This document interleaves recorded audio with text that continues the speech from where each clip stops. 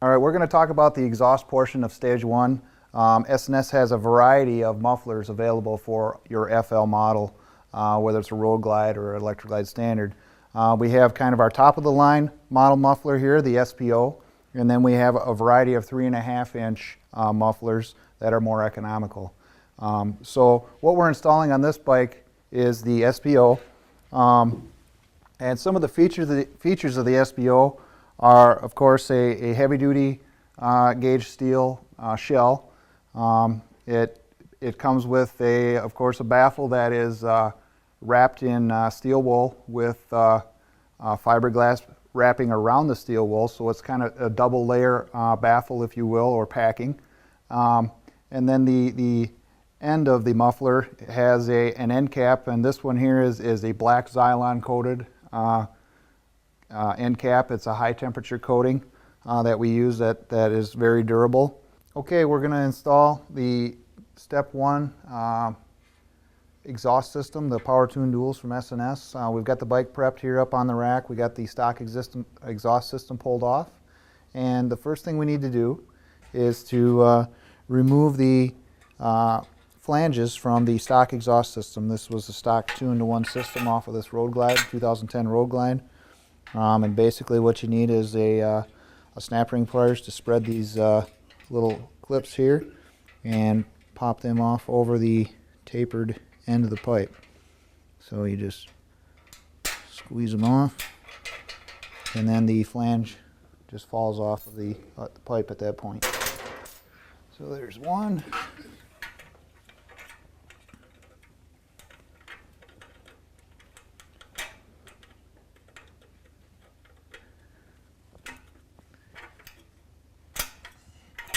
And 2.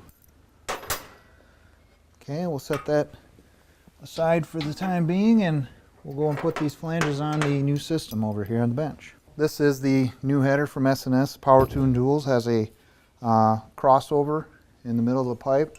It also has the O2 sensor bungs, the large ones and the small ones, for the 2010. 2010 needs the small ones for the stock O2 sensors, and then the large bungs up here by the heads would be basically for a dyno tuner or maybe an add-on closed loop system, that type of thing. And then the system is also supplied with the plugs for both the small bungs and for the large ones. So if you're not going to use them when you install it, you can certainly cap them off. And that's all included in the kit. So another cool feature that this system has is the tapered end, which works very well with the stock gaskets that are conical shaped. The old style ends that were just kind of bull-nosed, if you will, or more square, they tend to take the conical gasket and squeeze it into the port and, of course, restrict flow. So I consider this a nice improvement on an exhaust system that works well with a gasket and, of course, seals very reliably. So we'll go ahead and put the flanges on. Got to make sure that you have the counterbore that's in the flange facing towards the snap ring that's going to go on after it. And spread it apart.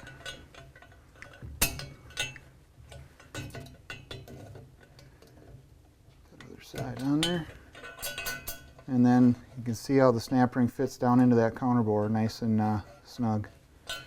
Okay, we'll go on to the front here. There it is, and that one's fitting in there nice as well. Okay, so basically we're ready to install the header. First thing, of course, is to make sure that you have a good gasket in there. We've got a new set of basically a tapered gasket. They're not included with the system, so you'll need to get a set of exhaust gaskets. Sometimes, the gaskets are in really good shape and you can possibly reuse them, but that's up to the installer's discretion. Certainly we recommend a new one. All right, so you kind of want to get the header pipe up into one port and then ease it into the other and get the flanges aligned on the studs.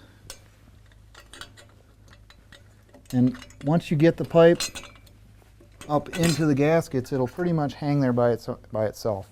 So then you kind of can put the flanges on, and go grab your exhaust stud nuts. And we're just reusing the stock nuts here.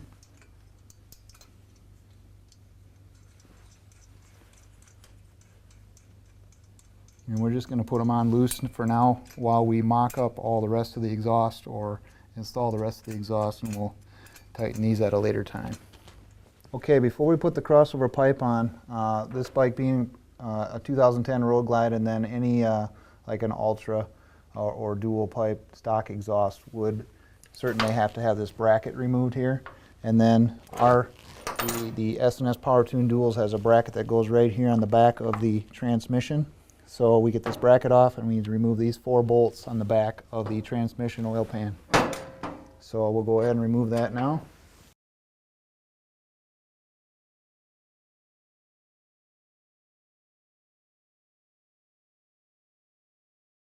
So now I'm going to install the bracket for the S&S Power Tune Dual. I got some blue Loctite on my grade 8 fastener here, and basically the bracket just slides up into place.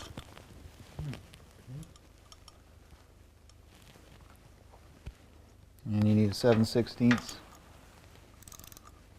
Okay, that's on far enough. Put the other 3 in.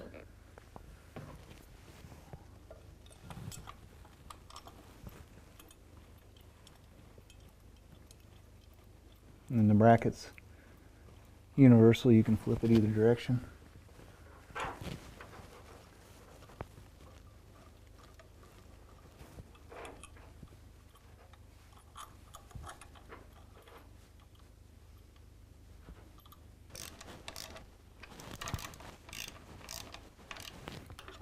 Okay, we got all these snugged up. Next thing we'll do is come around with a torque wrench.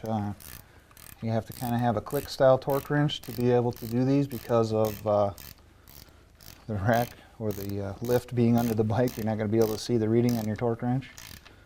So we'll go get our click style torque wrench and finish torquing this bracket. Okay, now that we've got our bracket installed, we're going to go ahead and put on our crossover pipe. It comes with a clamp supplied from S&S. So you just slide the crossover tube on here until the bracket on the back of the crossover tube meets up, flush with the bracket on the transmission. Okay, you got 2 supplied 5/16 fasteners here, and you just put your Loctite on, align the holes, and thread them in. And a 1/2-inch wrench. Tighten them down, torque them to spec as well. Okay, the next thing that we need to tighten up is the hose clamp here, the pipe clamp. The 9/16 wrench. Turn it so that the fastener is essentially straight up and down. It's fairly well hidden. Okay.